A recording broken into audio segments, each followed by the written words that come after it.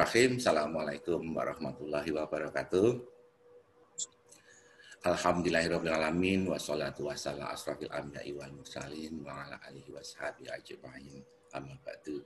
Asyhadu an la ilaha illallah wa asyhadu anna Muhammadan abduhu wa rasuluh. La ilaha illallah wahdahu la syarikalah, lahul mulku wa lahul hamdu wa ala kulli syai'in qadir. Rabbis rahli sadri wa yassir li amri wahlul 'uqdatam min lisani yafqahu qawli. Yang terhormat dan yang kami hormati Ustadz Karmin, sarjana agama. Terima kasih Ustadz. Ini kali yang kedua Ustadz Karmin hadir di Yom kita pada pagi ini. Yang kedua kami ucapkan terima kasih kepada bapak-bapak, ibu-ibu, teman-teman semua. Insya Allah ya dirahmati oleh Allah yang selalu setia untuk bisa menyempatkan waktu di hari Sabtu pagi, di jam Sabtu pagi ngadem ke hati. Alhamdulillahirrahmanirrahim, puji syukur kita panjatkan ke hadirat Allah Subhanahu wa taala atas segala limpahan taufik hidayah inayahnya sehingga kita diberikan nikmat sehat, nikmat sempat dan diberikan umur yang panjang sehingga bisa mengisi hari-hari kita ini dengan hal-hal yang bermanfaat. Sholawat serta salam tak lupa kita haturkan kepada junjungan kita Nabi Agung Muhammad SAW beserta keluarga dan sahabat-sahabatnya yang telah memberikan manfaat dan syafaat pada kita semua sampai hari akhir nanti.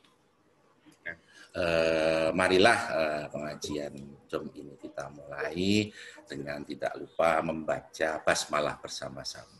Bismillahirrahmanirrahim. Monggo karena sudah waktunya saya serahkan kepada Ustadz Kamil. Monggo Ustadz Kamil. Assalamualaikum warahmatullahi wabarakatuh. Terima kasih. Bismillahirrahmanirrahim. Assalamualaikum warahmatullahi wabarakatuh. Waalaikumsalam warahmatullahi wabarakatuh. Alhamdulillahi rabbil alamin. Qalu subhanaka la ilma lana illa ma 'allamtana innaka antal alimul hakim. Asyhadu an la ilaha illallah wahdahu la syarikalah wa asyhadu anna Muhammadan abduhu wa rasuluh. Allahumma salli ala Muhammad wa ala ali Muhammad. Sallallahu ta'ala fil Qur'anil azim. A'udzu billahi minasy syaithanir rajim. Laqad kana lakum fi Rasulillahi uswatun hasanah liman kana yarjullaha wal yawmal akhir wa dzakarallaha katsira. Wa qala Nabiullah Muhammad sallallahu alaihi wasallam, ittaqillaha haitsu ma kunta wa adbi sayatal hasanata tamhuha wa khuluqinas bi khuluqin hasanin. Bapak Ibu jamaah pengajian atau majelis taklim ngadem ke hati yang Allah berkahi semua insya Allah, yang Allah rahmati semua insya Allah. Bapak Ibu semuanya yang saya hormati, pagi kali ini saya ingin sampaikan tentang isi kandungan atau makna yang ada di dalam surah yang ke-33, yakni surah Al-Ahzab, ayatnya ayat yang ke-21. Allah berfirman, laqad kana lakum fi Rasulillahi uswatun hasanah. Sesungguhnya telah ada pada diri Rasul itu suri tauladan yang sangat baik di dalam kehidupan kita. Jika kita mau beritibak kepada apa yang dilakukan oleh seorang Rasul Muhammad sallallahu alaihi wasallam. Bagi siapa liman kana yarjullaha wal yaumal akhir. Orang yang ketika kedatangan hari kiamat nanti dia mendapatkan rahmatnya Allah. Kenapa demikian? Karena dia dalam perjalanan hidupnya wa dzakarallaha katsira. Nafasnya adalah zikir, mengingat kepada Allah, selalu banyak menyebut nama-nama Allah. Hasilnya seperti apa nih kira-kira? Nabi itu punya sifat ya. Salah satu yang paling terkenal yang kita sering dengar sejak kita kecil itu kan ada tabligh, ada sidik, ada amanah, ada fatonah ya. Saya ingin menyampaikan tentang bagaimana sikap Rasul, bagaimana perilaku Rasul, sehingga menjadi perilaku yang disukai oleh banyak umat manusia. Nah, insya Allah kira-kira ini. Maka Nabi berpesan, ittaqillaha, hendaklah engkau selalu libasut taqwa, berpakaian takwa. Hai summa kunta, kapan saja, di mana saja. Di ruang kerja kita, Nabi perintahkan menjadi orang takwa. Di rumah, diperintahkan menjadi orang takwa. Di masyarakat, diperintahkan menjadi orang takwa. Di tempat tugas kita dengan catatan yang tidak dilihat orang, kita diperintahkan menjadi orang takwa. Hai summa kunta, kapan saja, di mana saja. Wa'ad bi'isayatil hasanata, dan sesuatu yang salah, yang dirasa tidak enak, tidak nyaman, ikuti dengan perilaku-perilaku yang baik. Bil hasanah, dengan kebaikan. Wa hulukinas, hendaklah kalian bergaul. Bergaul, bersahabat, bertetangga, bihulukin hasanin, dengan akhlak yang baik. Nah, salah satu akhlak yang baik, saya ingin sampaikan satu, yaitu sifat tulus atau ketulusan. Kenapa harus sifat ketulusan? Ketulusan dalam bahasa Al-Quran adalah mukhlisin lahuddin, keikhlasan mengharap, menerapkan agama Allah, mengharap ridha Allah. Karena yang pertama ketulusan ya. Karena ketulusan itu menempati peringkat pertama sebagai sifat yang paling banyak disukai oleh banyak orang. Ini sifat tulus. Paling banyak disukai oleh siapapun kita manusia, satu sifat tulus.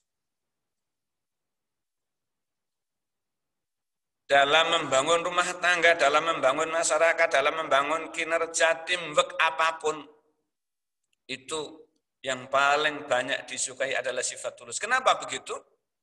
Karena ketulusan membuat orang lain merasa aman, dihargai, karena yakin orang yang punya sifat tulus ini tidak akan dibodohi dan tidak akan membodohi. Orang yang berkomunikasi dengan orang yang punya sifat yang tulus itu tidak akan dibodohi dan tidak akan mendapat akibat karena dibohongi. Jadi orang yang tulus selalu mengatakan kebenaran, tidak suka mengada-ada, tidak suka pura-pura, tidak mencari-cari alasan untuk memutarbalikkan sebuah fakta. Kalau ini kita pegang dalam rumah tangga kita, bermasyarakat, apalagi kita menjadi pejabat negara, misalkan indah betul negara itu. Karena yang paling dicari itu sekarang itu sifat tulus. Ini sejak zaman Nabi itu sudah begitu. Jadi sekali lagi, ketulusan itu menempati peringkat pertama yang paling banyak disukai oleh banyak orang. Di rumah tangga kalau ada ketulusan, pasti pasangannya senang. Anaknya senang. Di masyarakat kalau ada ketulusan juga masyarakatnya senang. Di kantor ada ketulusan pasti juga senang. Karena tidak mungkin ada perasaan mau dibohongi. Tidak mungkin ada perasaan mau dibodohi. Saya kira tidak seperti itu. Jadi orang ini yang menempati, kalau punya sifat seperti ini, menempati peringkat yang pertama. Baik, Al-Quran juga mengajarkan mukhlisina lahuddin. Jadi mengamalkan ajaran agama dengan sifat-sifat yang ikhlas. Yang kedua, yaitu sifat rendah hati. Kita ingat satu ayat itu, Allah firmankan di dalam coba dipersani di Quran surah 25. Mulai ayat 63 kalau tidak salah. Kalau tidak 52, 53 lah gitu. Allah berfirman wa ibadur rahmanil ladzina yamsuna alal ardi hauna. Besok mungkin kalau saya minta hadir lagi, saya akan bahas ini. Ada 13 orang-orang yang dimuliakan oleh Allah. Ada 13 golongan, 13 karakter, 13 ciri orang yang dimuliakan oleh Allah. Dari surah Al-Furqan itu, surah Al-Furqan. Wa ibadur rahmanil ladzina yamsuna alal ardi hauna. Adapun orang-orang yang dimuliakan oleh Allah itu alal ardi, kehidupan perjalanan hidupnya hauna. Dia rendah hati. Tidak sombong. Hauna, rendah hati. Lalu apa? Orang yang rendah hati itu wa idza khatabahumul jahiluna qalu salama. Apabila ada saudaranya atau orang lain mengatakan tutur kata yang menghina, mencaci, memaki, menilai jeleknya saja. Qalu salama. Katakan atau doakan dia. Mudah-mudahan orang yang selalu menghina, mencaci maki, menyakiti perasaan, mudah-mudahan diselamatkan oleh Allah. Ini coba kalau kita praktekkan di rumah tangga kita. Istri marah, suami marah. Lalu doakan, ya Allah mudah-mudahan istriku yang sedang marah tambah cantik ini mudah-mudahan diselamatkan oleh Allah. Suaminya sedang mangkel, sedang marah-marahnya, doakan. Ya Allah mudah-mudahan suamiku yang sedang marah-marah ini mudah-mudahan menjadi ibadah, mudah-mudahan kau selamatkan. Ini kalau bisa hebat loh. Suami marah, istri angkat tangan berdoa. Istri marah, suami angkat tangan berdoa. Kalau kita dimarahi, kita doakan supaya selamat. Kelihatannya ringan, tapi mungkin perlu perjuangan kesabaran hati. Kenapa? Rendah hati itu mengungkapkan sebuah kekuatan. Hanya orang yang kuat jiwanya yang bisa bersikap rendah hati. Jadi, ia seperti padi. Pribadi ini seperti padi. Panjenengan pirsa insya Allah padi, pohon pisang insya Allah.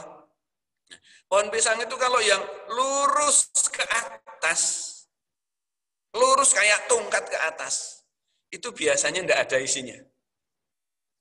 Tapi kalau yang menunduk ke bawah, itu biasanya isinya banyak. Pohon padi itu semakin banyak padinya, semakin banyak buahnya, semakin banyak yang bisa dimanfaatkan, dia itu menunduk ke bawah. Artinya sifat tawadhu, tidak sombong. Penyakitnya orang punya ilmu itu sombong, menyombongkan diri. Penyakitnya orang sedekah itu pamer, pengen diceritakan. Ini penyakit yang mengikuti perjalanan hidup manusia. Maka kita harus hati-hati. Kita harus hati-hati. Saya sedang menasihati diri sendiri, saya sedang menasihati keluarga saya, ada yang dengarin. Saya sedang menasihati anak-anak saya juga suruh ikut dengarin. Karena rendah hati itu, insya Allah, cermin yang diberkahi oleh Allah. Tidak ada kesombongan. Kenapa begitu? Maaf ya, jadi kalau Umar Ibnul Khattab mengatakan ketika berbincang dengan Rasul, setelah perang Badar ada perang yang lebih besar. Lalu Umar bertanya lagi, perang apa lagi? Sahabat lain bertanya, perang apa lagi ya Amirul Mukminin? Yaitu perang melawan hawa nafsu kita masing-masing. Bisa enggak kita punya sifat rendah hati? Rendah hati beda dengan rendah diri loh ya. Kalau mencaci orang itu sebenarnya sedang merendahkan dirinya, itulah nilai dirinya seseorang. Saya kok menghina orang lain, saya kok mencaci panjenengan, itu sebenarnya yang sedang rendah dirinya adalah saya sendiri. Ketika saya mencaci orang, sebenarnya yang sedang dicaci adalah diri sendiri. Apalagi Allah katakan, innamal mu'minuna ikhwah. Sesama muslim itu saudara. Jangan saling mencaci, jangan saling membenci. Jangan saling dengki, jangan saling hasad. Karena itu pintu masuk setan yang paling kuat itu ada di situ. untuk menghancurkan. Nah, jadi orang yang rendah hati biasanya menghargai keunggulan orang lain. Ia bisa membuat orang di atasnya merasa oke, membuat orang yang di bawahnya tidak merasa minder. Atasnya merasa oke, bawahnya tidak minder. Karena di tengah-tengah ada orang yang rendah. Jadi sifatnya bukan orang yang seperti membelah bambu. Saya kira sedulur-sedulur semuanya pirsa orang membelah bambu nggih. Orang belah bambu itu kan angkat atas, injek bawah. Angkat atasnya, injek bawahnya supaya bisa terbelah. Jilat atasan, injek bawahan. Atasan dijilat supaya lebih banyak diperhatikan, bawahan diinjek supaya ada keuntungan. Ini tidak boleh di dalam Islam. Suatu ketika Nabi bersabda, besok zaman sesudahku akan ada zaman yang tidak pernah kulihat. Begitu kata Nabi. Satu, yaitu orang yang mencangkul di atas punggung orang lain. Yang kedua, seorang perempuan yang berpakaian tapi seperti tidak berpakaian. Nah, satu misalkan, mencangkul di atas punggung orang lain. Yaitu menikmati yang bukan haknya. Dengan cara-cara yang tidak halal. Dengan cara-cara manipulatif. Yang penting laporan oke, yang penting buktinya oke, padahal itu dengan cara yang tidak baik, yang haram tetap haram. Itu disebut mencangkul di atas punggung orang lain.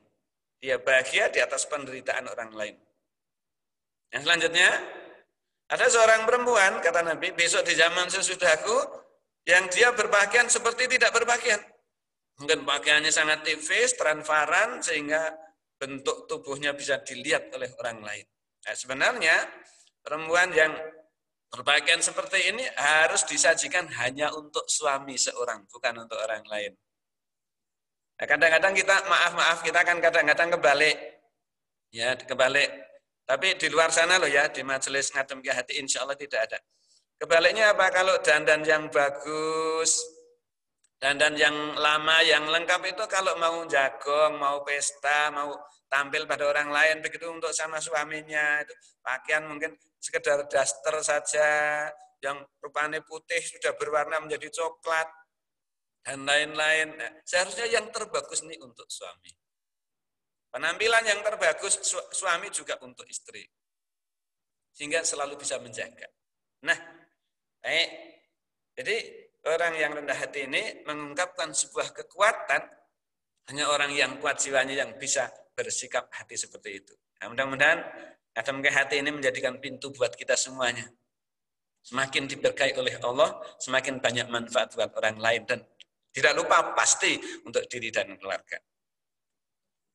Yang selanjutnya adalah yang paling banyak disukai oleh orang satu antara lain, kesetiaan.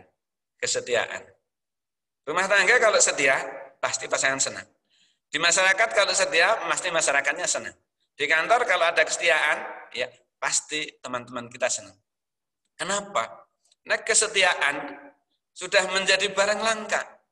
Sangat tinggi harganya. Orang yang setia selalu bisa dipercaya dan diandalkan.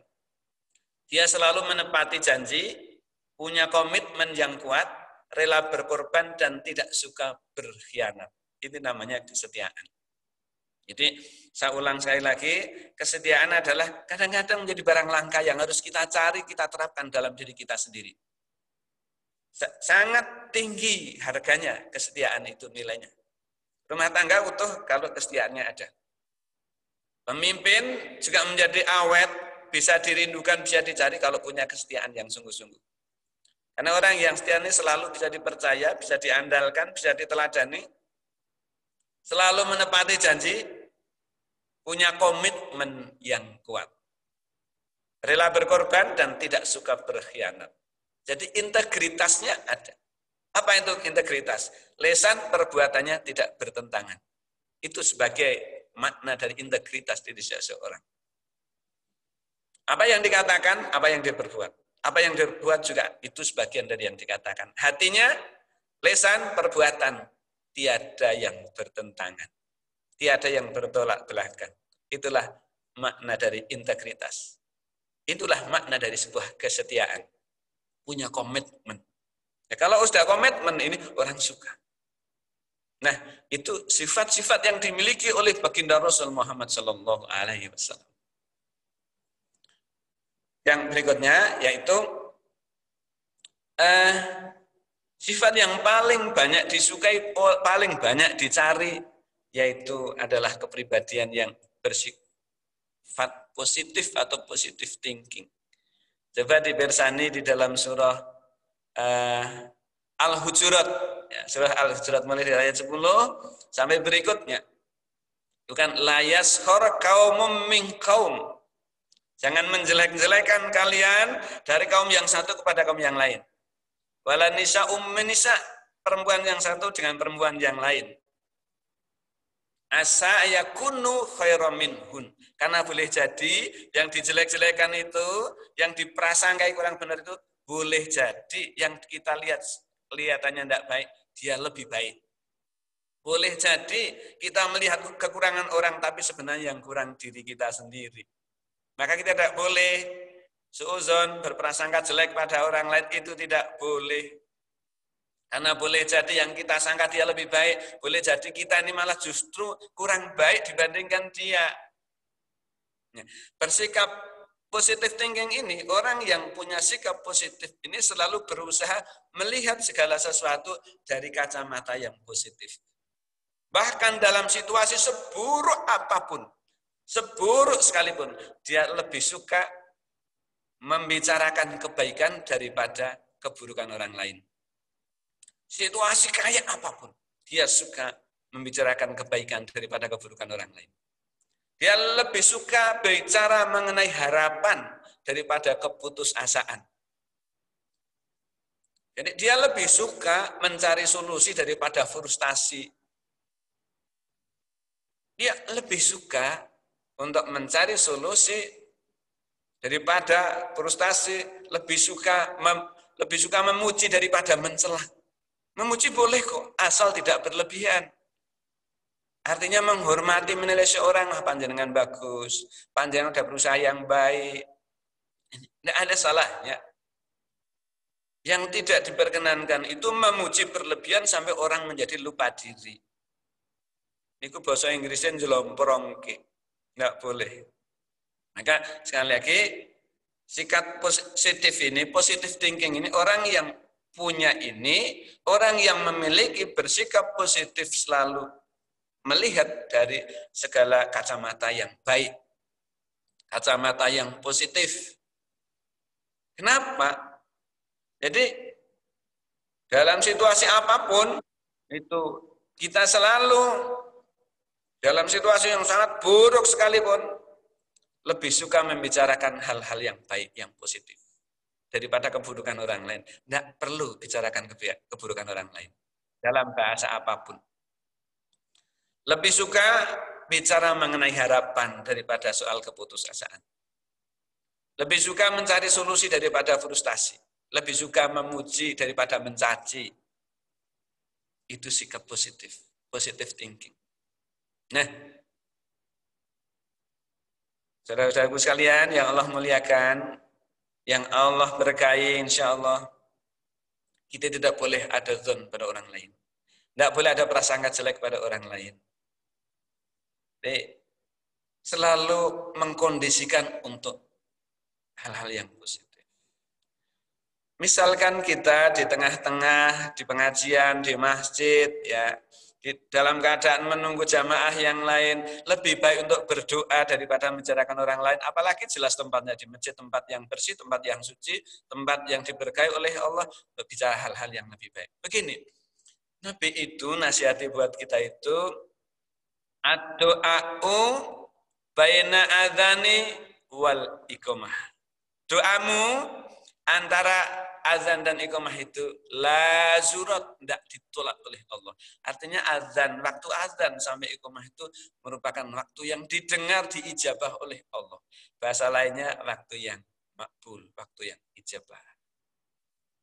Maka kita, bapak-bapak, ibu-ibu, ketika sedang berada di masjid, dari azan sampai iqamah jangan ada yang cerita, apalagi membicarakan orang lain.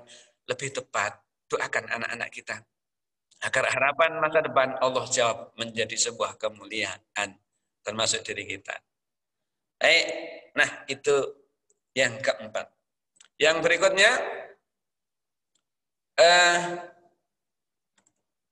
yaitu sifat amanah. Nabi kan ada sifat amanah. Sifat amanah. Atau amanah itu dalam bahasa sederhananya adalah tanggung jawab. Bahasanya orang yang senang tanggung jawab. Begini, orang yang bertanggung jawab itu akan melaksanakan kewajiban dengan sungguh-sungguh. Kalau melakukan kesalahan, dia berani mengakuinya. Ketika mengalami kegagalan, dia tidak akan mencari kambing hitam. Tidak mencari sesuatu yang untuk disalahkan akibat kesalahan sendiri. Bahkan kalau dia merasa kecewa dan sakit hati, dia tidak akan menyalahkan siapapun. Bertanggung jawab dia. Dia punya amanah hikmat, inilah kesalahan saya yang harus diperbaiki. Jadi sesuatu yang kita kerjakan kadang-kadang menjadi evaluasi diri, sudah benar enggak yang kita lakukan dan sebagainya. Hati-hati saja salah, apalagi enggak hati-hati. Baik. Jadi salah satu sifat yang paling disukai, kenapa Nabi itu selalu banyak disukai oleh orang? Karena satu, tanggung jawabnya luar biasa. Amanahnya luar biasa. Maka kita diperintahkan watibaan di sunnatin Nabi Muhammadin sallallahu alaihi wasallam.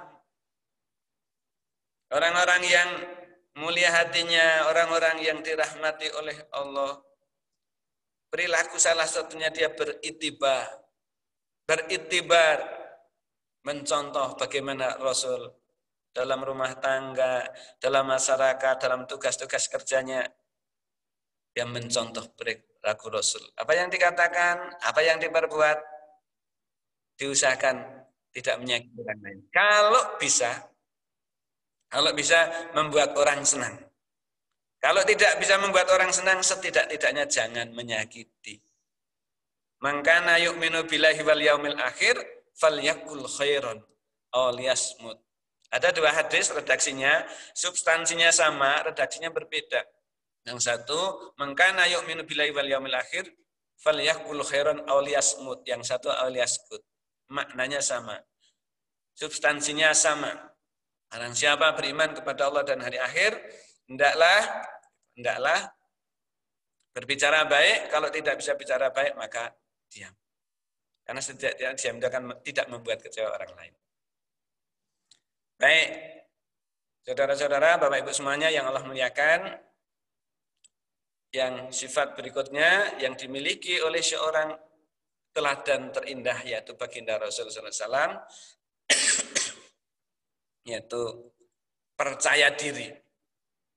Rasa percaya diri itu memungkinkan seseorang menerima dirinya sebagai apa adanya. Menghargai dirinya dan menghargai orang lain.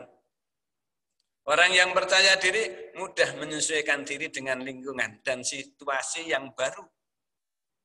Dia tahu apa yang harus dilakukan dan dia melakukan dengan baik. Jadi positive thinkingnya selalu menyertai dia.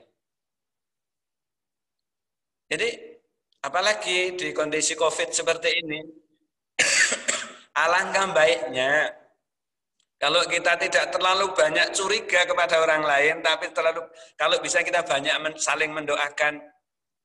Kenapa? Kondisi di COVID seperti ini kan orang banyak, mohon maaf, banyak khawatir, banyak keraguan-keraguan terhadap orang lain. Waspada memang harus, ya tetap kita perilakunya standar COVID-nya kita penuhi, selalu cuci tangan misalkan, selalu hindari kerumunan misalkan, selalu pakai masker misalkan sebagai ikhtiar, sebagai tawakal untuk mendapatkan hal yang sehat dan diberkahi oleh Allah. Tapi terlalu curiga pada orang lain ini yang tidak baik. Terlalu curiga kepada orang lain juga tidak baik. Yang sedang-sedang sajalah. Jadi semuanya atas kehendak Allah. Yang penting kita sudah berusaha yang terbaik. Kalau saya pernah baca itu di salah satu literatur buku berjudul kalau tidak salah itu Al-Qanun fi Al-Tib. Kalau tidak salah karyanya Ibnu Sina. Bahasa lainnya The Qanun of Medicine. Itu di situ ada pengantar tausiah dari Ibnu Sina. Dia mengatakan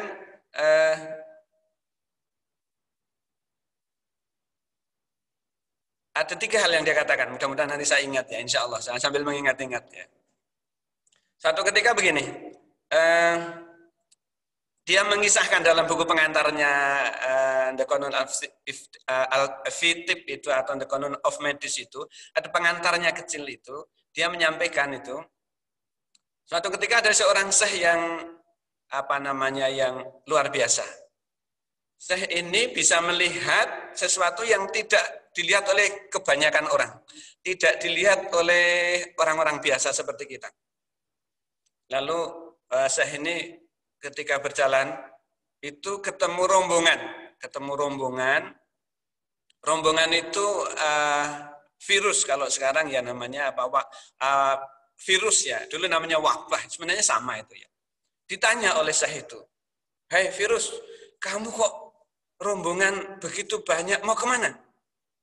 Karena seorang Syekh yang sangat bersih ya, mungkin bisa komunikasi dengan makhluk lain yang orang lain tidak bisa berkomunikasi. Lalu Bapak itu mengatakan begini, "Syekh, saya mau ke Damaskus." Loh, untuk apa ke Damaskus? Saya diperintahkan oleh Allah untuk menguji jamaah di sana, menguji penduduk di sana. Loh, berapa lama di sana? 2 tahun. Lama sekali 2 tahun. Iya. Berapa yang mati nanti ketika diuji itu? Ya, enggak banyak, 1.000 orang. Masya Allah, 1.000 orang itu banyak loh. Kemudian, ringkas cerita biar cepat selesai.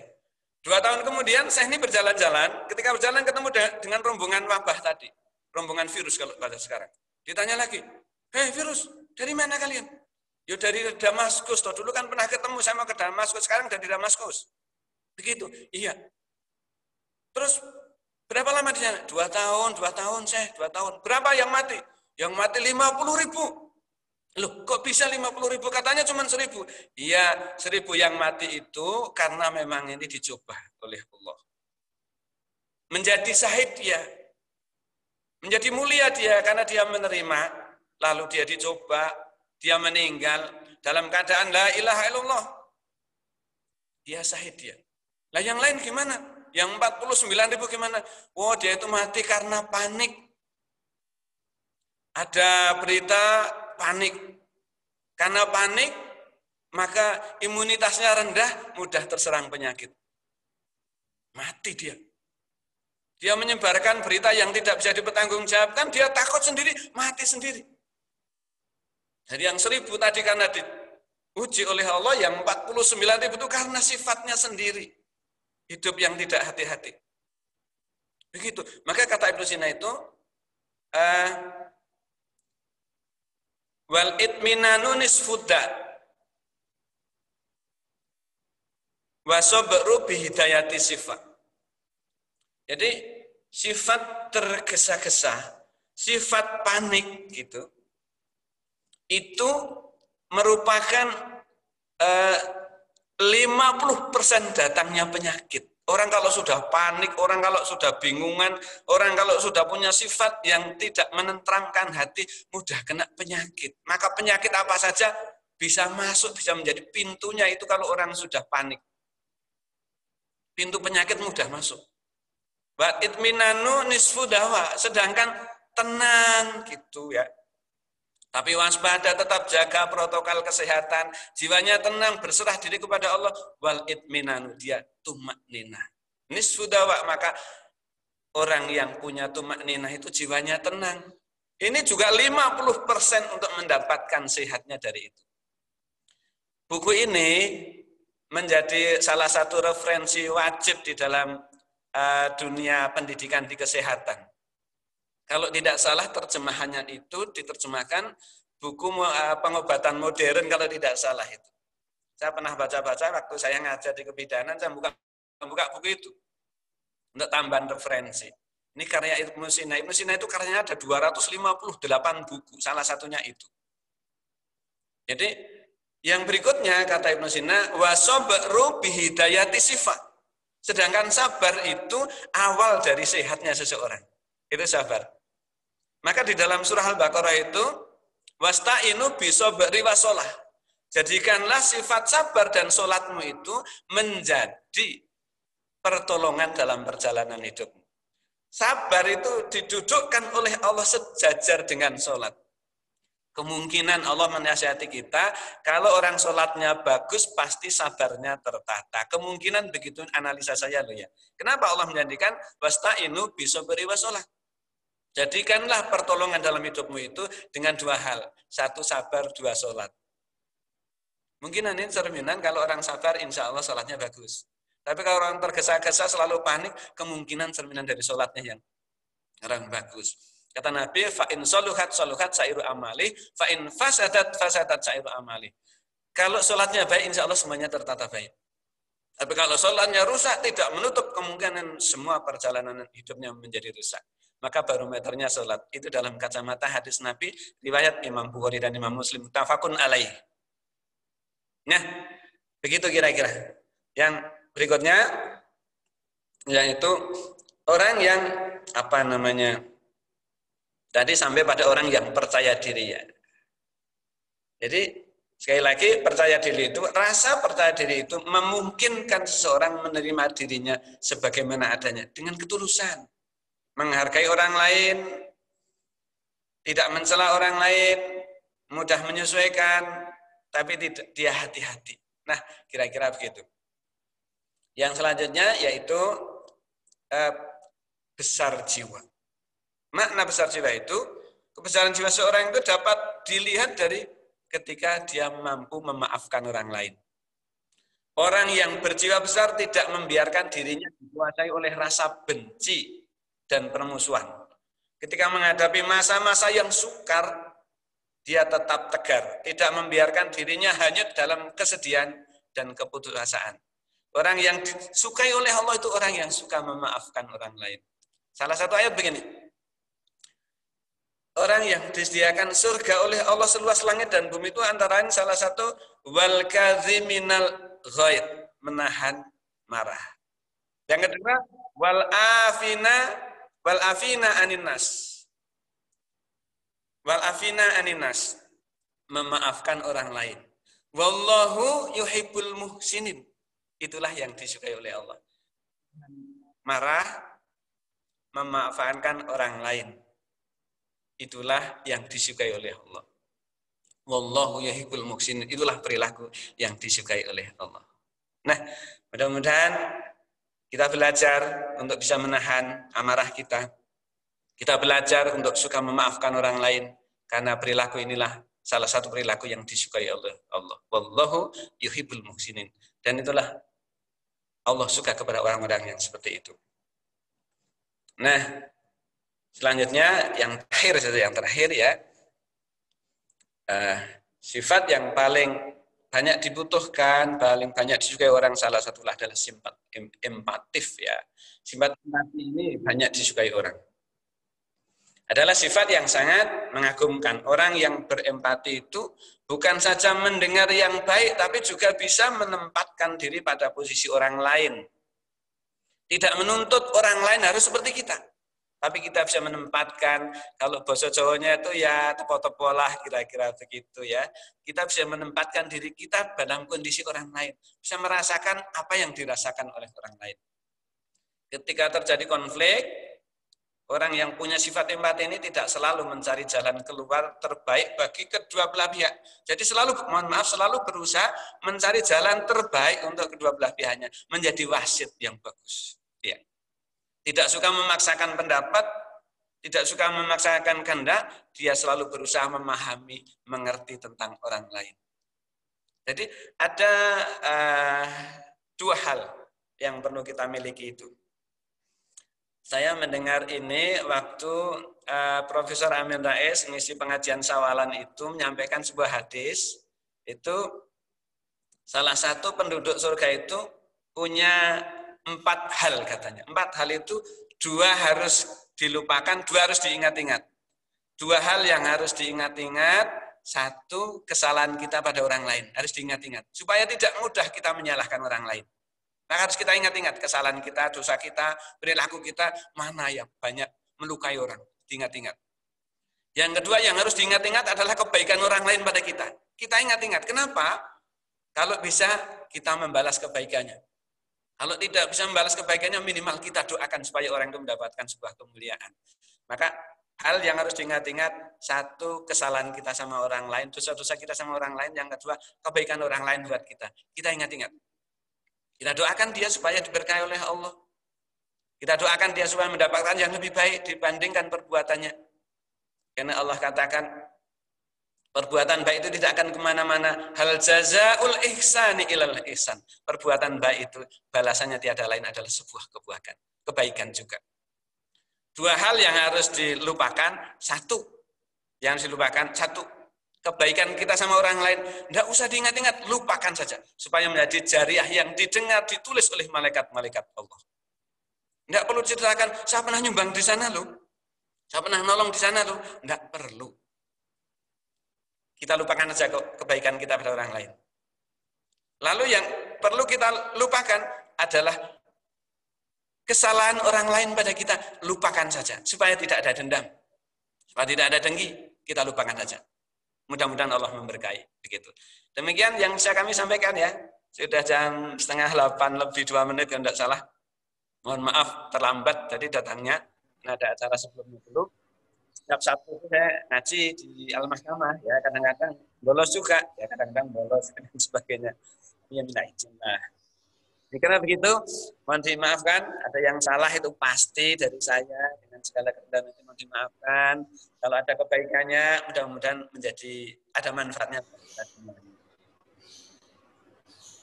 Begitu, ini ada sahabat saya, guru ngaji saya, Mas Agus. Ini ada Mas Agus ini ya. Mudah-mudahan dilengkapi oleh Mas Agus. Mas Agus ya. Begitu. Terima kasih. Assalamualaikum warahmatullahi wabarakatuh. Waalaikumsalam warahmatullahi wabarakatuh. Terima kasih Ustadz Kamil yang sudah memberikan pencerahan pada kita semua. Ini ada sesi tanya jawab, Pak Ustadz. Silakan. Monggo langsung saja kita buka sesi tanya jawab. Kalau ada yang mau bertanya silakan. Jangan lupa sebut nama dulu, Monggo. Yang pertama dari Palu ini tamu spesial. Ya, bolehlah kalau gitu, kalau diizinin. Boleh, monggo. Terima kasih ya. Assalamualaikum warahmatullahi wabarakatuh. Waalaikumsalam. Warahmatullahi wabarakatuh, Pak Abdul. Semoga selamat sehat, panjang umur, banyak Majid, Pak Karmin, Pak Ustadz. Mungkin pertanyaannya sederhana, tapi ini kadang-kadang menggelitik juga ini ya. Tadi yang terakhir disampaikan 4 hal ya, 2 lupakan, 2 diingat. Terus terang nih kita kan kebetulan dapat amanah ya untuk ya punya anak buah lah. Nah, tapi di dalam amanah memimpin anak buah ini kan kita juga diwajibkan ini untuk mengevaluasi ini. Baik kinerja maupun perilaku anak buah. Nah, kaitannya tadi terutama yang 2 hal untuk dilupakan. Nah, kalau ada kesalahan anak buah yang kaitannya dengan tugas ataupun perilaku ini gimana nih Pak Ustadz? Gara-gara Pak Ustadz ngomong gini saya jadi kepikiran nih. Gitu aja. Wassalamualaikum warahmatullahi wabarakatuh. Waalaikumsalam warahmatullahi wabarakatuh. Ada istilah apa namanya? Punishment and reward ya. Jadi kalau ada yang salah itu diingatkan tidak mau yuk kasih sanksi saja.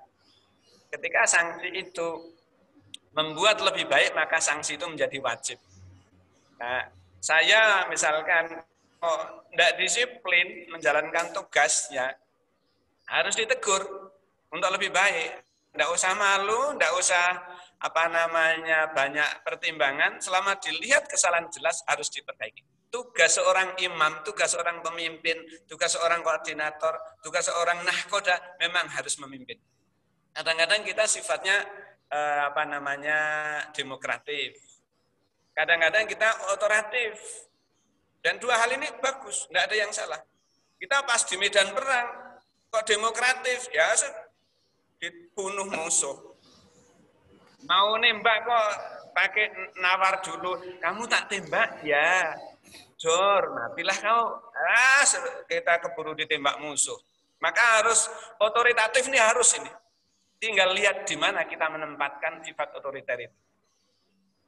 Tapi kadang-kadang ya demokratis. Lalu gimana baiknya? Nabi itu ketika mau perang itu musyawarah dengan Umar. Umar, strategi yang bagaimana? Umar punya strategi yang bagus. Rasul ketika perang Uhud nih, Rasul begini, nanti kita tempatkan pasukan kita di atas bukit untuk melihat musuh kedatangan kita. Ternyata di atas bukit ada salah satu pasukan yang tidak dipercaya. Sampai Rasulullah terlempar sampai terkelupas di sebelah pelipisnya karena ada pasukan yang tidak tidak amanah tadi. Musuh sudah di bawah, pasukan Kanjeng Nabi ada di atas, dikirain musuh itu lari meninggalkan medan tempur. Ternyata dia berbalik arah. Waktu itu dipimpin oleh Khalid bin Ziyad. Sampai-sampai malaikat Jibril mengatakan, Muhammad, bagaimana kalau musuhmu ini, bukit Uhud ini saya angkat untuk membasmi musuh-musuhmu. Apa kata Nabi? Jibril, jangan. Bisa saja kau musnahkan. Tapi saya punya harapan dari Khalid bin Ziyad ini nanti lahir seorang yang baik menjadi pembela kebenaran. Lahirlah cucu dari Khalid bin Ziyad itu, lahirlah Khalid bin Walid. Yang menjadi pemimpin besar Islam, dia masuk Islam, dan dia menjadi panglima besar dalam dunia Islam. Yang hampir dekat dengan sekelas dengan Umar bin Khattab. Jadi ketika ada orang berbuat jahat, doakan karena mungkin dia belum tahu. Tapi didoakan masih nekat harus kasih pelajaran. Evaluasi itu harus. Kita kepada anak kita aja, Nabi itu mengajarkan jika anakmu sudah umur 7 tahun belum sholat, maka ajarilah sholat sejak kecil. Dibimbing dia. Jika 10 tahun kok belum mau sholat, maka pukullah dia. Itu Nabi begitu. Kalau dia sudah 7 tahun, ajari sholat. Biasakan sholat. Sudah 10 tahun kok belum sholat, maka pukullah dia. Tentunya pukul yang edukatif, bukan menyiksa, bukan menganiaya, tapi yang mengarahkan. Jadi memang tugas kita sebagai pemimpin itu untuk mengarahkan, untuk nahkoda. Kalau memang kapalnya mau belok membahayakan, ya harus diluruskan. Sebisa mungkin, sekuat mungkin, kita meluruskan perjalanan kapal menjadi baik. Bukan berarti ya pemimpin yang baik, ya biarin aja ikut angin. Bukan begitu, justru itu tidak mengamankan, tidak menyelamatkan. Harus tegas, tapi edukatif. Dan menjadi teladan terdepan. Yang banyak nyun ngapunten yang kadang-kadang kita tidak diikuti oleh anak buah kita itu ketika kita berkata baik tapi tidak memberikan contoh kebaikan. Jadi sekali berbuat baik ini lebih mulia, lebih efektif dari 1000 kali berkata kebaikan. Kalau ya, maaf, ada seorang ayah sedang pegang HP, ada anak kecil ikut-ikutan. Ada seorang ayah, seorang ibu mau sholat, anak kecil ikut-ikutan. Tapi kalau ayah ibu ini tidak pernah sholat, nyuruh anak suruh sholat tidak pernah mau. Nah, jangan pegang HP terus lo ya, tidak bagus. Dia tidak mau, dunianya sekarang harus pakai Android. Pelajaran, pengajian, semuanya serba pakai HP, semuanya serba gitu. Cuman kita mengawasi, memanage saja supaya tidak berlebihan, supaya tidak membahayakan. Jadi saya kira sifat tegas itu harus, Pak. Saya sangat setuju. Nabi itu bukan orang yang lemah, orang yang tegas. Tapi bisa ditempatkan. Sehingga Nabi itu banyak disukai, musuh pun suka loh. Karena ketika tidak perang, Nabi tidak pernah menggunting dari belakang. Musuh pun bareng Nabi itu senang. Berjalan dengan Nabi senang. Kalau musuh-musuh yang lain, ketika perang dia menerapkan kelicikannya, di luar perang dia tetap licik. Dalam dunia Islam, enggak. Islam itu tidak mencari musuh, tapi tidak takut dengan musuh. Selalu dipertimbangkan. selalu dikaji. Maka wal tangdur nafsu ma qaddamat ligot. Hendaklah kau pikirkan dulu, kau analisa dulu, kau pertimbangkan dulu apa yang kau lakukan. Ada baiknya, lakukan. Kurang baiknya, evaluasi diri. Saya salut, Pak. Terima kasih pertanyaannya.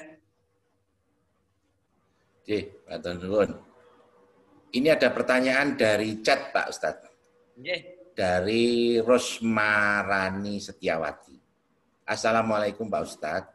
Izin bertanya, bagaimana dengan orang yang berwatak melankolis dalam kurung pemikir yang tidak mudah melupakan kesalahan orang lain? Baik. Itu pertanyaannya. Kelihatannya sederhana tapi angel ya Mas jawabannya. Lebih ini. Mau bantuin jawab kali Ustaz Agus. Ini baju kuning itu, background merah itu, guru ngaji saya itu. Bantu jawab Mas Agus, jadi sedekah. Pun betul, ini jatahin jenengan Pak Karno, kalau pendengar mawon. Sudah satu kemarin beliau Pak Ustadz. Oh, gitu. Iya, aduh. Nggih. Seorang pemikir, seorang penulis, itu tidak harus mengingat-ingat kejelekan orang lain. Justru penulis, pemikir itu, benar tadi ya, betul begitu ya? Ya, melankolis atau pemikir. Nah, orang pemikir itu bukan berarti harus memikirkan sesuatu yang negatif. Saya juga dulu suka menulis buku-buku kecil, suka menulis hal-hal yang perlu saya muat di media massa. Pak Ustadz mungkin orangnya suka mendem gitu loh Pak. Okay. Ditandur gitu, mangkal ke tengahnya itu. Jadi orang yang suka menanam itu sebaiknya kalau menanam kebaikan tidak apa-apa supaya tumbuh kebaikan ya. Tapi kalau suka mendem, suka menyimpan kejengkelan, sebaiknya kata Al-Quran itu wal kadhiminal ghaidh. Jadi hilangkan sifat jengkel itu. Karena itu menjadi racun dalam diri. Orang yang menyimpan kejengkelan itu kadang-kadang mudah kena penyakit. Karena sifat jengkelnya itu akan menggerogoti kebaikan dalam dirinya. Dan itu pintu setan paling gampang masuk itu ketika di dalam dirinya ada kejengkelan buat orang lain. Maka ini memang harus hati-hati. Karena di dalam diri kita ini, kata Allah tuh, fa'alhamaha fujuraha wa taqwaha. Begitu ya Ustaz Agus ya. Fa'alhamaha fujuraha wa taqwaha. Di dalam dirimu itu aku bekali dua hal. Sifat takwa dan sifat fujur. Sifat takwa itu diartikan oleh Al-Ghazali sebagai qalbun salim. Inginnya berkata baik, inginnya menyampaikan kebaikan. Kalau berkata jelek itu selalu istighfar. Nabi itu orang yang dijamin masuk surga, 100% surga, istighfarnya sehari semalam tidak pernah kurang dari 70 kali. Bahkan rata-rata kata Imam Muslim 100 kali. Padahal orang dijamin masuk surga. Untuk menghilangkan sifat jengkel ketika memang harus mengendap dalam dirinya, diusir dengan banyak istighfar. Yang kedua, orang itu dikasih sifat fujur. Fa'alhamaha, aku titipkan, aku amanahkan kepada kalian, fujurha, sifat fujur. Fujur itu hati yang marit. Hati yang sakit. Hati yang sakit itu kalau senang dia membela, kalau senang dia memuji, kalau tidak senang dia mencaci. Ini hati yang sakit. Jadi kalau pas senang itu dia memuji berlebihan, bahkan selalu menyanjung-nyanjung. Tapi kalau tidak senang dia mencaci juga berlebihan. Ini hati yang sakit. Ada lagi, jadi qalbun salim, qalbun marid, qalbun mayit. Qalbun salim itu sifat takwa.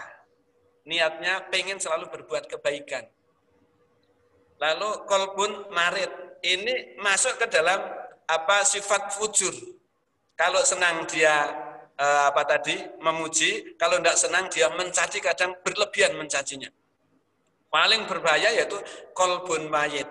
Allah sindir itu, Allah tegaskan, a'ang dartahum amlam tungdirhum la yu'minun. Diingatkan ataupun tidak, dia tidak akan pernah berubah. Kenapa? Hatinya sudah mati. Kenapa? Karena hatinya di situ ada penyakit, yaitu menyimpan dendam, kekurangan orang lain. Selalu tersimpan dalam kantong hatinya. Alangkah baiknya kantong hati kita bersihkan dari sifat yang tidak suka kepada orang lain. Tidak ada manusia sempurna. Sebaik apapun manusia pasti ada kekurangannya, kecuali Kanjeng Nabi Muhammad SAW. Nabi saja pernah ditegur kok. Ketika ada seorang bangsawan sedang ada orang yang datang dari dusun. Ada orang yang datang dari dusun mau menghadap Nabi. Kebetulan orangnya dari dusun dan buta. Oleh Nabi itu tidak dilihat. Langsung ditegur oleh Allah, turunnya Quran surat Abasa wa Tawalla. Nah, begitu. Itu Nabi. Apalagi kita. Lihat orang ada kesalahan itu hal yang wajar. Tapi jangan sampai tersimpan di kantong hati kita. Supaya hati kita menjadi qalbun salim. Hati yang bersih.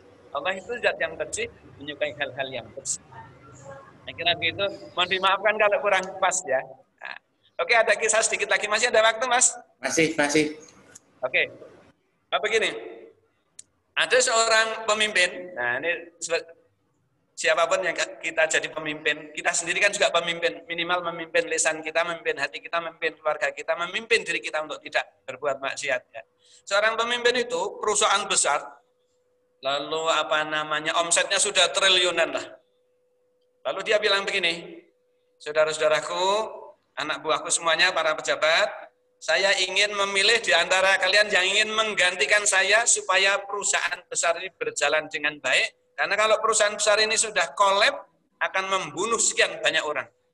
Karyawan kita lebih dari 4.000, berarti sudah 4.000 keluarga. Kalau satu keluarga punya anak 4 atau 2 saja, sudah berapa ribu orang yang hidup dari perusahaan ini. Maka saya ingin sesudah saya ada pemimpin bagus yang bisa meneruskan sehingga mampu menghidupi banyak orang karena Allah. Oleh karena itu saya ingin milih di antara kalian, tapi saya akan adakan seleksi. Seleksinya, ini saya ada buah jagung. Buah atau apa kalau jagung itu ya? Buah. Boleh katakan buah ya. Nah, pokoknya dianggap gitu aja Mas Agus ya, biar sah cepat-cepat ya. Nah ini ada bibit jagung, ada benih jagung. Nah benih. Ada benih jagung, ini sudah jadi gabahnya ini. Sudah saya bungkusi kecil-kecil sama Pak pemimpin itu. Sudah kasih plastik kecil-kecil. Seperti kalau bulan Ramadan ada kurma yang masuk ke plastik kecil-kecil mau dibagi untuk buka puasa itu kan. Nah, semuanya silahkan ambil satu-satu. Silahkan ditanam di rumah. Nanti 2 bulan berikutnya kita tampilkan di aula besar kita. Kita presentasikan siapa yang paling bagus, itulah yang akan menjadi pengganti saya. Akan saya lihat 2 bulan lagi, benih jagung sudah setinggi apa? Sudah seperti apa? Yang paling bagus di antara kalian, maka akan menjadi pemimpin. Ingat, yang kerja di sini ada 4.000-an lebih. Pejabat seperti panjenengan semua ini lebih dari 800 orang. 800 orang ini saya pilih calon pemimpin saya. Tentu hanya 1 calon pemimpin besarnya. Ya, nanti pemimpin umum baru akan mencari teman-teman yang bisa diajak kerja. Baik, ringkas cerita, silakan dibawa pulang, sudah dibawa pulang, silakan cari pot untuk ditanam masing-masing. 2 bulan berikutnya, di aula itu dibuka selebar mungkin untuk presentasi satu persatu. Malam harinya, sebelum presentase, itu ada yang sudah mengirimkan gambarnya sama temannya. Nih, pohon jagungku sudah setinggi 1,5 meter. Tempatmu gimana? Wah, tempatku baru 1 meter. Nah, ini coba nih, fotonya seperti ini. Jadi sesuai dengan kondisinya masing-masing. Nah, ada 1, sampai 2 bulan ini enggak tumbuh-tumbuh. Cerita sama istrinya, istriku yang baik, ini kok benih jagungnya, ini mungkin nasib saya tidak bisa jadi pemimpin ya. Lah ngapa? Benih jagungnya itu busuk. Nggak bisa tumbuh. Istri yang baik, dia bilang gini, Bang, nggak usah khawatir. Tugasmu hanya membawa benih jagung dibawa pulang, tugasmu hanya menanam. Yang menghidupkan itu Gusti Allah, bukan kalian. Ingat itu baik-baik. Jangan cari jagung palsu loh ya, tapi ingin menjadi suami yang pengkhianat. Jadi tegas itu. Lalu, kalau begitu besok saya dipermalukan dong. Ketika presentasi saya pasti malu. Nah, benih jagungnya malah jadi busuk. Saya dianggap orang tidak bertanggung jawab. Tidak apa-apa, tidak usah malu. Tapi apa yang ada kau tampilkan. Tidak usah malu. Justru saya malu sebagai istrimu, Mas. Kalau sampean menampilkan jagung yang bagus, sementara jagung yang dari Pak Direktur kemarin kau tukar. Ini kalian penipu. Akan kau kasih makan apa saya? Nah, pagi harinya di saat penampilan, semua nampilkan yang bagus-bagus semuanya. Tiba gilirannya yang jagung busuk tadi suruh maju ke depan oleh Pak Direktur. Gimana? Mana benih jagungmu? Maaf Pak Direktur, ini benih jagung saya masih di plastik ini. Sudah saya tanam di pot, ternyata mamah busuk. Mohon izin saya dimaafkan Pak Direktur. Mohon izin saya tidak amanah, saya tidak bisa merawat. Saya mohon izin, mohon dimaafkan. Saya siap resikonya, termasuk dikeluarkan saya sudah siap. Apa kata Pak Direktur? Saudara-saudaraku semuanya, kalian tahu enggak yang akan jadi pemimpin, yang akan menggantikan diriku di masa depan inilah orang yang jagungnya busuk ini akan jadi pemimpin ini. Saya tahu di antara kalian-kalian itu yang menampilkan jagung yang bagus-bagus itu, tahu enggak? Jagung yang saya bagi pada kalian semua itu sudah saya rebus menjadi jagung matang. Enggak mungkin jagung matang kok bisa tumbuh benih, pasti membusuk. 800 orang ternyata semuanya mencari jagung lain, mengganti dengan bibit lain. Berarti di antara 800 orang yang sekarang pejabat, saya percaya ini banyak pengkhianatannya, banyak penipunya. Yang ini busuk, ini yang betul. Ini jujur apa adanya. Karena sebelum saya bagi, semuanya sudah saya rebus dulu. Tidak mungkin bisa tumbuh. Subhanallah. Nah, mudah-mudahan kisah sekelumit seperti ini menjadi pelajaran buat kita, pengingat buat kita. Apapun baiknya, kulil haqqo walau kana muron. Sampaikan yang benar sekalipun kadang-kadang pahit dirasa. Karena kadang-kadang memperjuangkan yang benar itu penuh risiko, tapi dimuliakan oleh Allah. Nah, tetap saja kita jaga baik-baik, kita standar baik-baik, kita tetap jaga agar kemuliaan hidup didapatkan, diberkahi oleh Allah untuk kita semuanya. Saya kira begitu. Kalau ada pertanyaan lagi, silahkan. Kalau tidak ada, wasyukurillah walhamdulillah. Berarti ini sudah tidak boleh bertanya lagi ya Ustaz? Boleh kalau tidak boleh kayak lagi ya, satu lagi Ji. Boleh. Monggo, siapa? Ayo. Halo Mas Dudi. Oh iya, monggo Mbak Dewi. Assalamualaikum warahmatullahi wabarakatuh. Saya Dewi. Waalaikumsalam. 9. Mau nanya aja Ustaz, saya punya saya juga mau jawab kalau bisa insya Allah ya. Ini gampang Pak Ustaz. Saya punya tetangga Ustaz, maaf non Muslim atau noni ya. Nah, tetangga saya ini punya dogi ya, punya dogi dan itu sering kayak gonggong gitu loh. Saya merasa terganggu dan saya sebenarnya marah gitu. Saya ngomel-ngomel sendiri gitu ya. Apa sih kalau orang Jawa bilang tuh misuh-misuh gitu ya. Nah, kemudian juga tetangga tersebut juga punya ayam gitu. Nah, ayam karena kita memang tidak ada pagarnya rumah kita, jadi suka ke rumah saya makanin bunga-bunga, ngurusakin bunga gitu ya Ustaz ya. Saya sebenarnya terganggu gitu. Ya tadi saya jadi kayak ngomel-ngomel sendiri, tapi mau menyampaikan saya juga nggak berani gitu karena kan takut tersinggung ya, namanya tetangga, menjaga perasaan aja gitu ya Ustaz. Nah, apakah saya berdosa nih Ustaz nih? Maksudnya marah-marah sendiri gitu. Oh, kok gini itu ayamnya karena saya usir ayam itu kan. Nah, itu apakah saya berdosa atau bagaimana harusnya sikap saya terhadap tetangga ini atau terhadap menata diri saya sendiri gitu supaya tidak tadi mencontoh sikap Rasulullah ya Ustaz ya. Itu aja mungkin. Terima kasih Ustaz. Wassalamualaikum. Terima kasih. Yang pertama, memang kita harus berbesar hati karena tetangga kita itu kan homogen ya, majemuk sekali. Yang kedua, diusahakan ya ada komunikasi lah. Kalau di tempat saya itu setiap ada pertemuan RT itu dibicarakan. Dulu pernah sih ada yang memelihara anjing, dulu pernah memelihara anjing. Lalu di pertemuan RT itu kita bicarakan, baiknya gimana? Kita bukan lingkungan yang mendukung hal kayak gitu. Akhirnya alhamdulillah itu ditarik. Tidak dibiarkan. Dulu dibiarkan peliharaan kemana-mana. Alhamdulillah kita kasih tahu dengan baik-baik, lalu dia narik. Gitu. Lalu dia narik diri, dan yang terakhir itu dia minta maaf karena anjingnya sering berkeliaran. Memang harus kita komunikasikan. Yang kedua, saya juga cah desa ya, cah gunung gitu kan, wajahnya wajah kelihatan desit banget ya. Itu ya dengan tetangga itu ya, banyak ayam juga.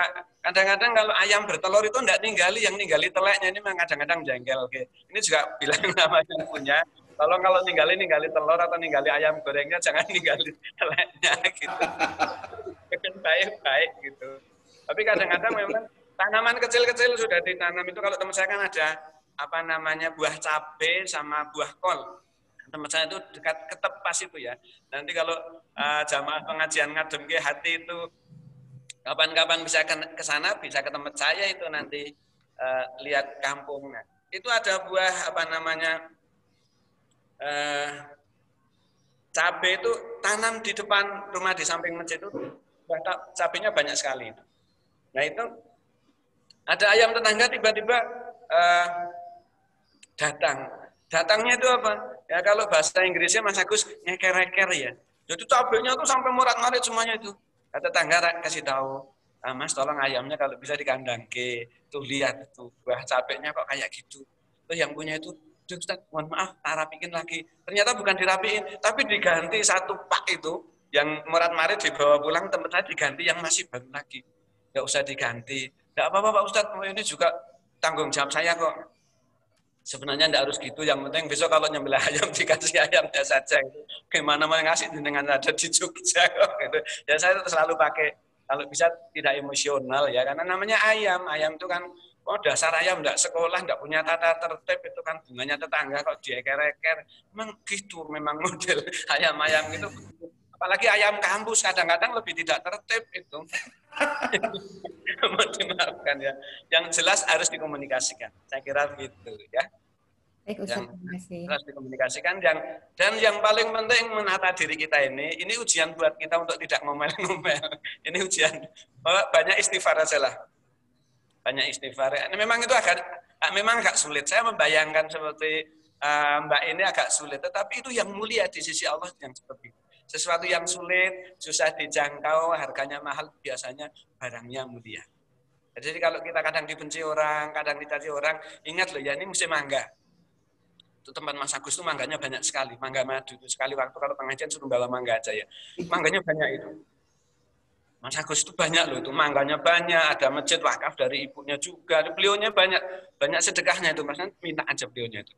Jadi kalau ada mangga, itu kok dilempar oleh tetangga, dilempar oleh anak-anak itu biasanya mangga manis atau mangga pahit? Manis. Kalau pahit orang nggak suka.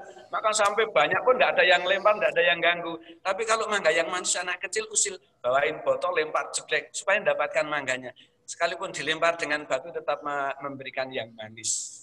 Itulah buah surga, itulah salam penduduk surga. Begitu. Saya tutup dengan puisi ya, boleh ya Mas ya? Boleh, ya? Boleh. Boleh. Kalau tak ada secawan cinta, tak akan kubah sebait puisi. Terus ke Mas Agus, saya ngerti. Kalau bukan karena cinta, tak akan hadir di ngadem ke hati. Iklim mikir tolong sasi loh ini. Terima kasih, subhanaka Allahumma wa bihamdika asyhadu alla ilaha illa anta astaghfiruka wa atubu ilaik. Mohon maaf. Assalamualaikum warahmatullahi wabarakatuh. Waalaikumsalam warahmatullahi wabarakatuh. Matur nuwun Ustaz Karmin. Monggo sebelum kita tutup, kita foto dulu, Ji. Tolong di pic-nya dinyalain. Ji, halo. Bapak Ibu, halo. Matur nuwun Pak Haji Harsoyo, Ustaz Agus. Sami. Alhamdulillah. Hari ini yang join walaupun sudah siang ada 46 atau 48 tadi. Alhamdulillah. Sudah semua, Pak Care? Yep. 1, 2, 3. Halaman berikutnya. Oke. 1, 2, 3. Yap. Yes. Ampun. Sebelum kita tutup, saya sampaikan ucapan terima kasih kepada teman-teman Paseteluran 89, juga ini banyak dari teman-teman Patmanabas 90, banyak teman dari Sipil UII, ada Pak Haji Harsoyo juga, kemudian dari teman-teman Panam banyak, kemudian dari warga di Balapan Gontokusuman juga banyak, ada Bu Dr. Santi dari perumahan JJ Residen, ada Om Ares dari Kota Gede, dan masih banyak lagi. Terima kasih banyak ya sudah berkenan join di Sabtu pagi ini. Insya Allah di Sabtu depan, siapa ya Pak dari Ustadz Mari ya? Mari Chandra. Mari Chandra. Ustadz Marli Chandra. Ya, alhamdulillah. Jangan lupa Sabtu depan kembali kita di jam 5.30. 5.30 ya? Iya. Karena ini Ustadz Karmen istimewa, beliau di pagi hari ini saja sudah di 2 tempat yang beliau datangi. Subhanallah. Luar biasa ini. Kalau orangnya nggak entengan pasti, oke. Terima kasih Ustadz Karmen, mohon diakhiri didoakan dulu, kemudian baru kita selesai, Ustadz. Baik, mari kita doa selamat saja, mudah-mudahan kita dihindarkan dari bahaya COVID, bahaya apapun, mudah-mudahan Allah telah melindungi dan meridhoi kita. A'udzubillahi minasyaitonirrajim. Bismillahirrahmanirrahim. Alhamdulillahirabbil alamin. Allahumma shalli ala Muhammad wa ala ali Muhammad wa du'ana man bi rahmatika ya arhamar rahimin. Allahumma ighfir lil mu'minina wal mu'minat wal muslimina wal muslimat al ahya'i minhum wal amwat innaka qaribun mujibud da'wat ya qadiyal hajat. Allahumma inna nas'aluka salamatan fid din wal afiyatan fil jasadi wa ziyadatan fil ilmi wa barakatan fi rizqi wa taubatan qablal maut wa rahmatan indal maut wa maghfiratan ba'dal maut. Allahumma hawwin alaina fi sakaratil maut wa najatan minan nar wal afwa indal hisab. Rabbana la tuzigh qulubana ba'da idh hadaitana wa hab lana min ladunka rahmah innaka antal wahhab. Allahumma inna nas'aluka salamatan fid din wal afiyatan fil jasadi wa ziyadatan fil ilmi wa barakatan fi rizqi wa taubatan qablal maut wa rahmatan indal maut wa maghfiratan ba'dal maut. Allahumma hawwin alaina fi sakaratil maut wa najatan minan nar wal afwa indal hisab. Rabbana la tuzigh qulubana ba'da idh hadaitana wa hab lana min ladunka rahmah innaka antal wahhab. Allahumma la sahla illa ma ja'altahu sahla wa anta taj'alul hazna idza syi'ta sahla. Rabbi adkhilni mudkhala sidqin wa akhrijni mukhraja sidqin waj'alni min ladunka sultanan nasyira.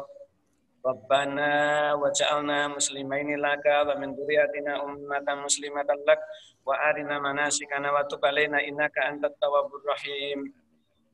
Rabbana atina fid dunya hasanah wa fil akhirati hasanah wa qina adzabannar. Subhana rabbika rabbil izzati amma yasifun wa salamun alal mursalin walhamdulillahi rabbil alamin. Alhamdulillahirabbil alamin. Terima kasih banyak Ustadz kami dan Bapak Ibu semua. Mohon maaf kalau ada salah-salah kata dari kami. Jangan lupa kita akan bertemu kembali insya Allah di Sabtu depan bertemu dengan Ustadz Marli Chandra. Marilah pengajian pagi ini kita tutup sama-sama dengan doa penutup majelis. Bismillahirrahmanirrahim. Subhanakallahumma wa bihamdika asyhadu alla ilaha illa anta astaghfiruka wa atubu ilaik. Matur nuwun. Terima kasih semuanya. Assalamualaikum warahmatullahi wabarakatuh. Waalaikumsalam warahmatullahi wabarakatuh. Terima kasih Om Duding. Terima kasih Ceng Wisnu. Assalamualaikum. Waalaikumsalam. Terima kasih buat semuanya.